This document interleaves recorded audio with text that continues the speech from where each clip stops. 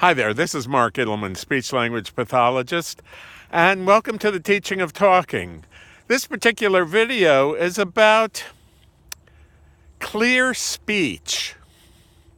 That's right, clear speech. It's like a photograph. You can look at a photograph and you can tell if it's clear or not. And you can see if it's in focus or you can see if it's out of focus. Well, the same thing goes for acoustics, for the sounds of things.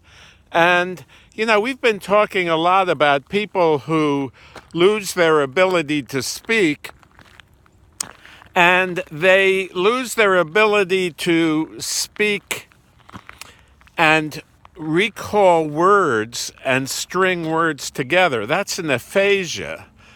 But there's also something that's going on in speaking, and that is the clarity of it, the intelligibility of it.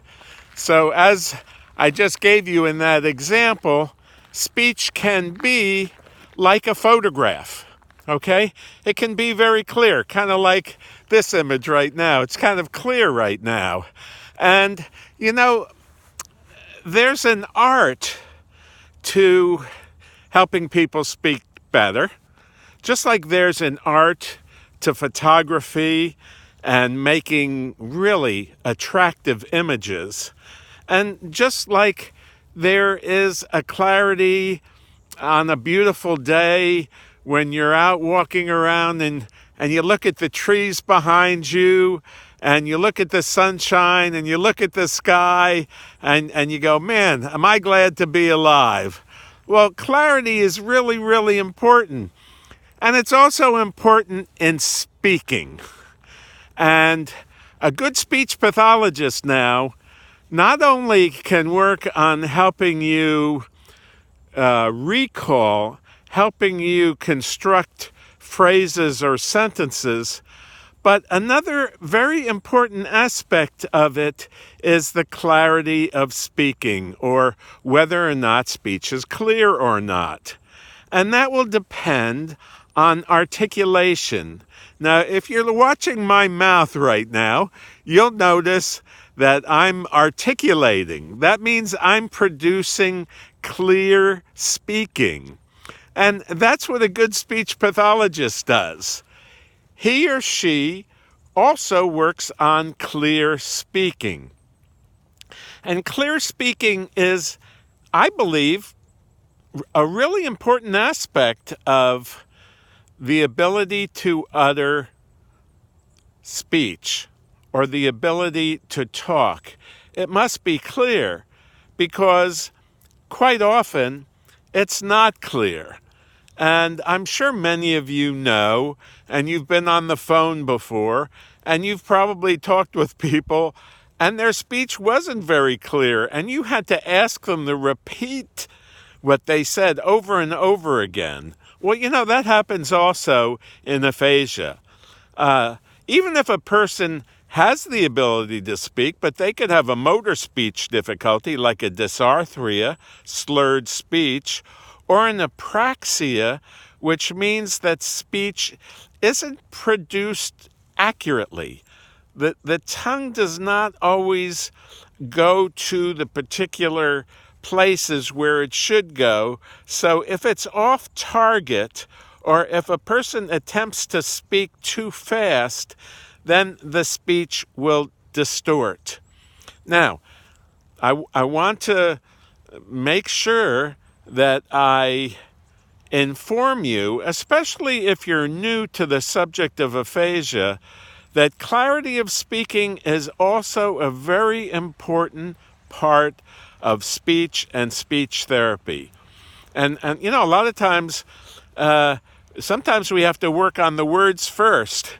You know what I mean? We have to get a person to be able to recall words, string them into a phrase or a sentence, but also simultaneously, we want to make sure that speech is accurately produced, and that's what we do when we mirror. Mirroring occurs when the person who has the speaking difficulty watches the person they're talking to.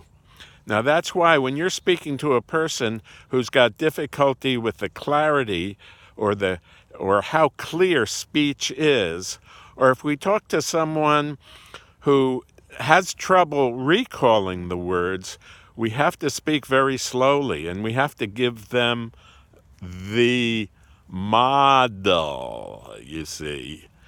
And I will proceed. You see? So now we've slowed speech way, way, way, way down so that an individual can mirror and can say the things that I say at the same time. And we teach caregivers how to do that. We teach spouses how to do that if they have an individual who's got a dysarthria or an apraxia or a motor speech difficulty.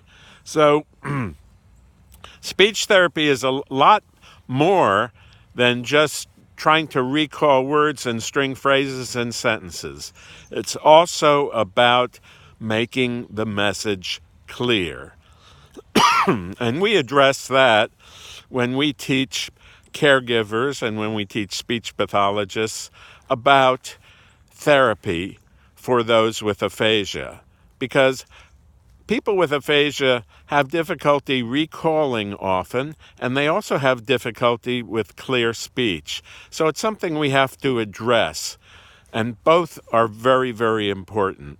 If you'd like to know more about this, kindly go underneath the video here, and there'll be a number of links. One will be to our website. So you can visit our website, and you can take a look around there. Also, down below, there's a link so that if you'd like to receive our videos each week that will educate you about aphasia and about motor speech difficulties, go down below and make sure that you get on our email list. Now, you can also send us a email or send me an email at markedelman@teachingoftalking.com if you'd like to speak with me. Or you can, down below again, there's a questionnaire that you can fill out about your loved one or about your concern with speaking, and then send it along with me, and I'll respond to it before you could say Jack Sprat could eat no fat, okay? And also, we give seminars to stroke clubs, and we give continuing education hours to speech-language pathologists who want to learn new ways of helping people with aphasia or helping people with neurological-related speaking difficulties how to speak better. So this is Mark Idelman. Hey, it's been great having this opportunity to speak with you, and I look forward to seeing you next time. All right, and don't forget to hit the thumbs up if you've liked this video. Bye-bye now.